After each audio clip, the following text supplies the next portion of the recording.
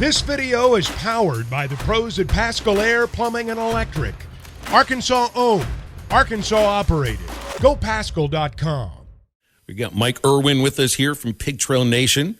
Mike, appreciate your time today. What did you do over the bye weekend? Did you watch a bunch of college football on Saturday? Yeah, I did, and I've said before, I even if I have no interest in the two teams I'm watching, I'll pick one at some point, and I'll say, okay, I want these guys to win. But most of the time I have a pretty good idea. And it turned out well. I hate the Aggies. The Aggies got beat. Don't like the Longhorns. They got beat. Kind of was pulling, obviously against Missouri, and they almost blew it, but not quite. So it was almost a perfect weekend. Did you put in time watching Vanderbilt and Missouri? Were you the one who did that? Well, I was going back and forth. This was all at night after I finished work, and I was just at home flipping back and forth. And so I didn't watch the whole game, but just little bits and pieces trying to figure out what was going on. And, and then I watched, obviously, some games that really mattered, like my eyeballs are popping out over Liberty. I'm going, whoa, wait a minute, that suddenly looks like a tough game. And then really surprised with the way LSU manhandled Ole Miss. So I watched a lot of games this weekend. Yeah, Liberty ran for 300 yards against BYU. They gained almost 550. I mean, does that change any of your perspective of Arkansas's performance against the Cougars a couple of weeks ago, or is it just a matter of, Liberty played a really good game and they had them at home? Well, I think Liberty's good. Their quarterback has been hurt. I think he broke his hand early in the season. He's supposedly back this week, and they have an open date. So that could make that game doubly tough, because what I was really impressed with was their defense.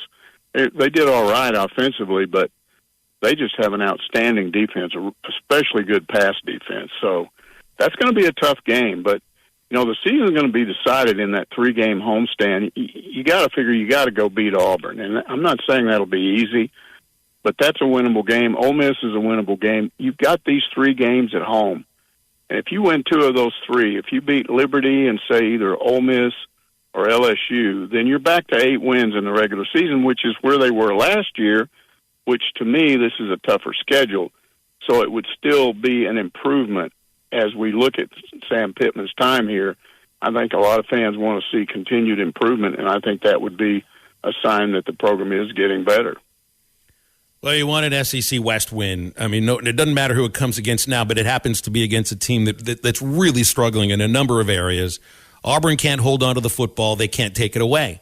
They can't throw. It just looks like a good matchup for Arkansas. What do you think about this one Saturday?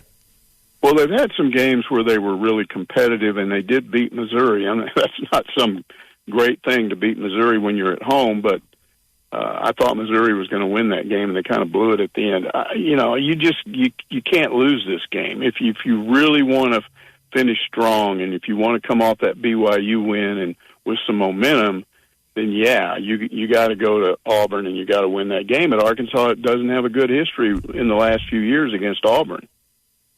Well, and Mike, hey man, Matt Jones here. When you look, they played LSU, Georgia, Ole Miss. I mean, all 3, picked on paper, to beat Auburn this year. So you got to think Auburn after the bye week probably looking at Arkansas as the actual, for them, a winnable game.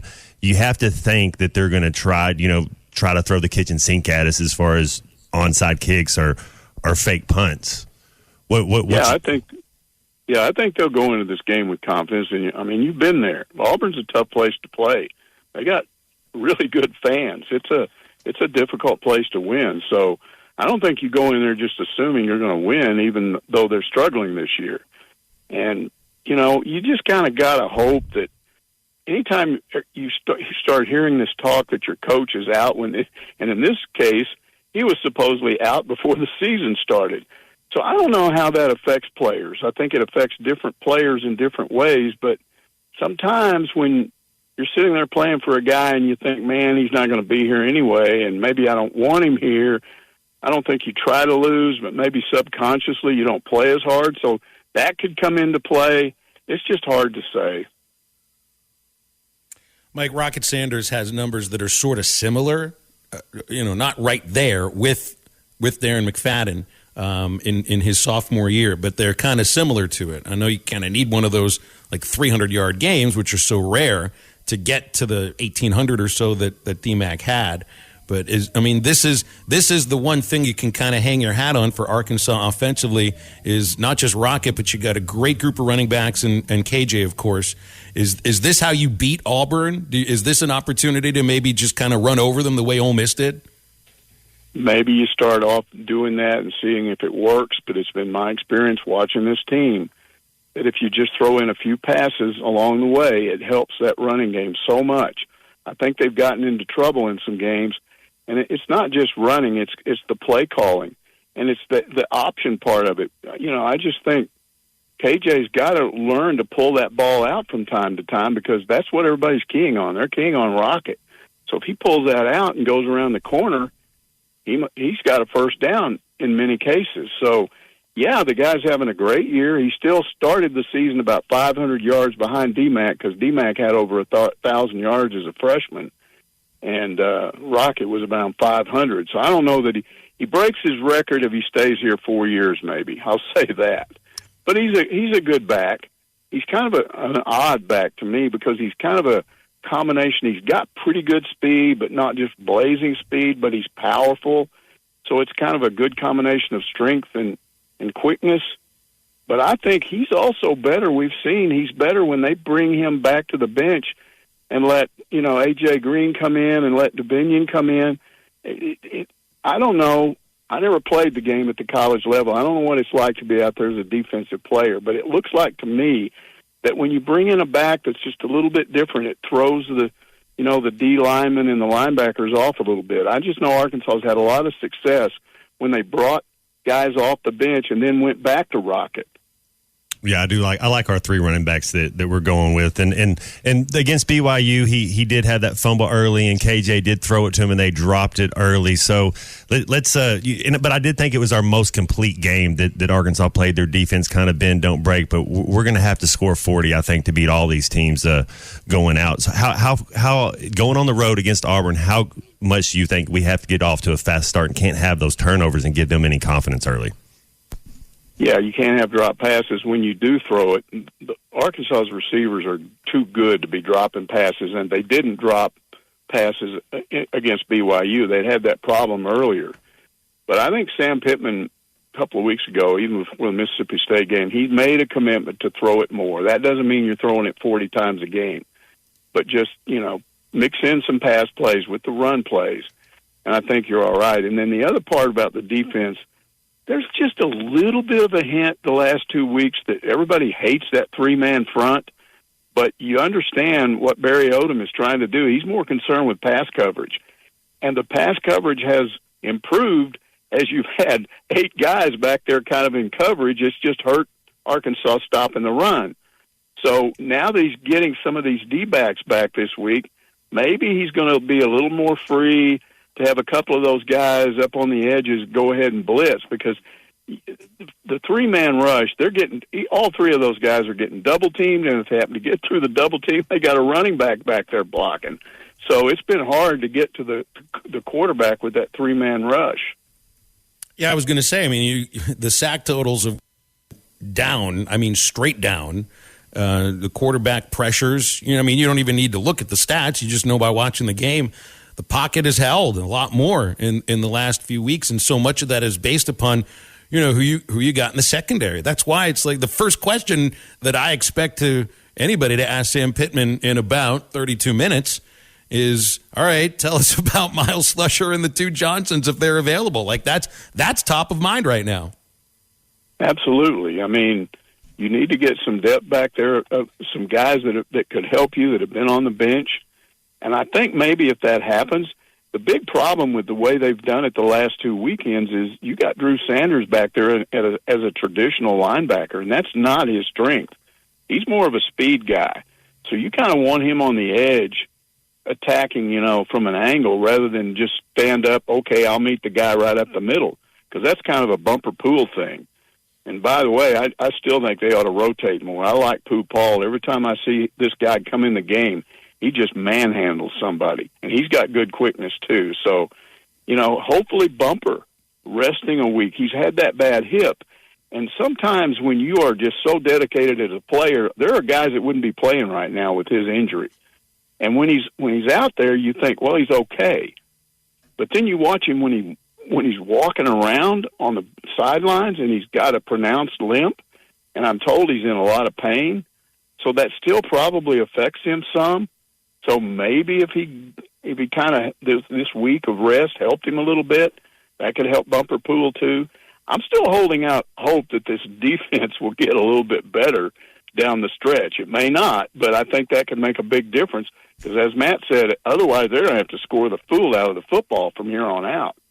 Yeah, just to give us a little confidence, we had a bye week, man. I hope we start fast. I think that's going to be important on the road. I hope we get the ball, go get on the board early. Let's don't give them any confidence to hang around. Let's give our defense a little confidence. Give them some points going on. I'd let our defense fly around and get ready for this 5-game stretch because I'm with you. I mean, we could win. These are all winnable games, but we could definitely go 1-4. You know, absolutely. Mike, basketball tonight. Yeah. Got an exhibition. Rogers State. It should be ugly. They don't have anybody that's taller than 6'8". Arkansas's guards seem to match up with their forwards as far as the height's concerned. But that's not what it's about. This is about getting this basketball team in front of a crowd on their own home court for the first time and playing against, somebody else. Yeah, that Friday press conference that Muss had was one of the strangest that I've seen. I don't know where to start. He starts off saying, basically, we're not going to scout these guys. That's totally not Muss, and I understand who the opponent is. But then he mentions that last year they also played a D2 school out of Oklahoma and won by 3 points. And that team ended up with a losing record on the D2 level. So you can't overlook anybody. And then he's talking about how he doesn't know who's going to start, and how some guys went to Europe and played well but then came back and slacked off. Then other guys slacked off and didn't play well in Europe but came back and worked hard. And they're still trying to figure out who's who and who's going to – it's not just who starts. He's not going to play 13 guys. So if it's 8, who are the 8? And who needs to still develop? And so this sort of starts giving you a picture of that. But then you got this game, and then suddenly it's like a 180. You go at home against a D2 school, and then you go to Austin on Saturday. Some of these, they got 6-8 freshmen on this team. Those guys may have been studs on the high school level, but they've never been to Austin to play the Longhorns in a situation like this. So there's all kinds of questions about what's going to happen this week. Well, I'm just excited about watching them to actually see them against an American team and guys that are around their same age. And yeah, Saturday will be very interesting. Opening up the Moody Center. And we unfortunately won't have it here on these airwaves.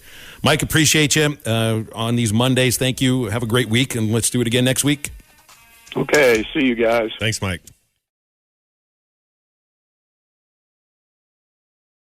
Football is back, and BetOnline remains your number one source for all your football betting needs this season. You'll find the latest odds, matchup info, player news, and game trends. And as your continued source for all sports wagering info, BetOnline features live betting, free contests, live scores, and giveaways all season long. Always the fastest and easiest way to bet on all your favorite sports and events like MLB, MMA, tennis, boxing, and even golf. Head to betonline.ag to join and receive your 100% welcome bonus with your first deposit. Make sure to use the promo code BELIEVE to receive your rewards. That's BLEAV. Bet Online, where the game starts.